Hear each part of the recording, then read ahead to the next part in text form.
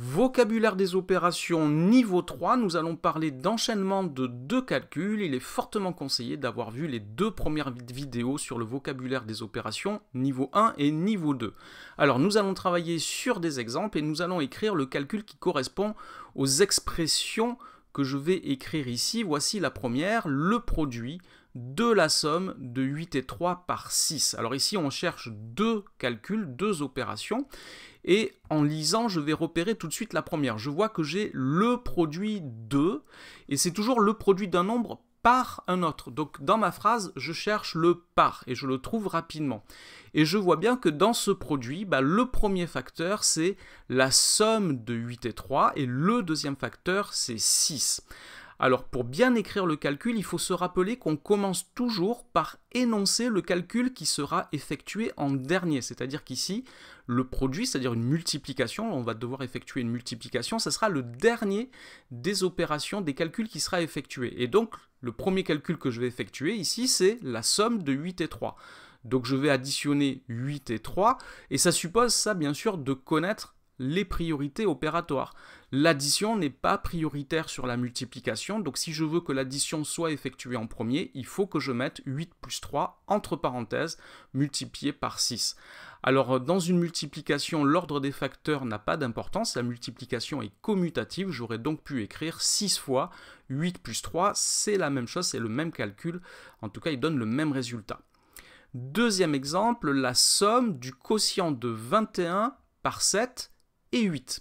Donc ici, je commence par une somme et je cherche les deux termes de cette somme. Donc c'est toujours la somme d'un nombre et d'un autre nombre. Ici, je vois que le premier terme, c'est le quotient de 21 par 7 et le deuxième terme, c'est 8. Donc ici, je vais écrire 21 divisé par 7 plus 8.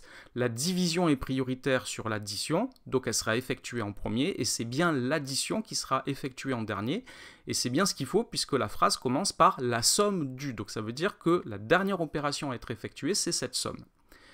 Exemple suivant, la différence entre 30 et le produit de 5 par 7. Donc ici j'ai une différence c'est toujours entre un nombre et un autre nombre. Donc ici je repère rapidement que le premier terme de cette différence c'est 30 et que le deuxième terme c'est le produit de 5 par 4. Donc je vais écrire 30 moins 5 fois 4, ici encore, je n'ai pas besoin de parenthèse puisque la multiplication est prioritaire sur la soustraction, elle sera donc effectuée en premier, et la soustraction qui doit être effectuée en dernier puisque ma phrase commence par la différence entre, ça veut dire qu'elle va être effectuée en dernier, c'est bien ce qui va se passer si je ne mets pas de parenthèse comme ceci. Exemple suivant, le quotient de 20 par la somme de 7 et 3. Donc ici j'ai un quotient, quand on a un quotient c'est toujours quotient d'un nombre par un autre nombre, donc ici j'ai le quotient de 20 par la somme de 7 et 3, je vais donc écrire 20 divisé par 7 plus 3, et comme l'addition n'est pas prioritaire, pour lui donner la priorité, je dois mettre des parenthèses autour de 7 plus 3, et comme ça c'est bien la division qui sera effectuée en dernier. Enfin, le produit de 9 par la somme de 3 et 4, donc ici j'ai un produit, c'est toujours produit d'un nombre par un autre nombre. Ici, c'est le produit de 9 par la somme de 3 et 4. Donc, je vais pouvoir écrire 9 fois 3 plus 4. Et ici aussi, je dois mettre des parenthèses autour de l'addition de 3 plus 4. Sinon, elle ne sera pas effectuée en premier. Je veux qu'elle soit effectuée en premier. Donc, je mets des parenthèses. Et comme ça, c'est la multiplication qui est effectuée en dernier puisque j'ai ici affaire à un produit. Alors maintenant, on va faire le travail inverse. On va partir de calculs et on va les énoncer. Alors vous pouvez mettre la vidéo en pause pour essayer de faire cet exercice. Vous avez 3 calculs et moi je vais commencer la correction maintenant. Et on commence donc par le premier, 9 moins 2 entre parenthèses divisé par 7. Donc rappel, on commence toujours par énoncer le calcul qui sera effectué en dernier.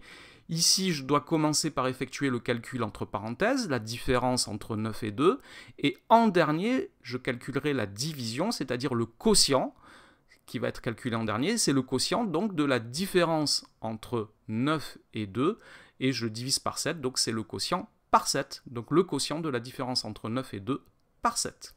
Deuxième calcul, 8 fois 6 plus 5, la priorité est donnée à la multiplication, ça sera donc l'addition qui sera effectuée en dernier. J'ai donc affaire ici à une somme dont le premier terme est 8 fois 6, c'est-à-dire le produit de 8 par 6, et le deuxième terme est 5. Nous devons donc lire la somme du produit de 8 par 6 et 5. Troisième et dernier exemple, 15 divisé par 5 moins 2. Alors ici, la division est prioritaire, ce sera donc la soustraction qui sera effectuée en dernier. J'ai donc affaire à une différence. Le premier terme de cette différence, c'est le quotient de 15 par 5. Et le deuxième terme, c'est 2. J'ai donc affaire à la différence entre le quotient de 15 par 5 et 2. Voilà, c'était le dernier exemple de cette vidéo qui est maintenant terminée. Merci de l'avoir regardé. N'oubliez pas de lui donner un j'aime et de vous abonner à la chaîne. Au revoir.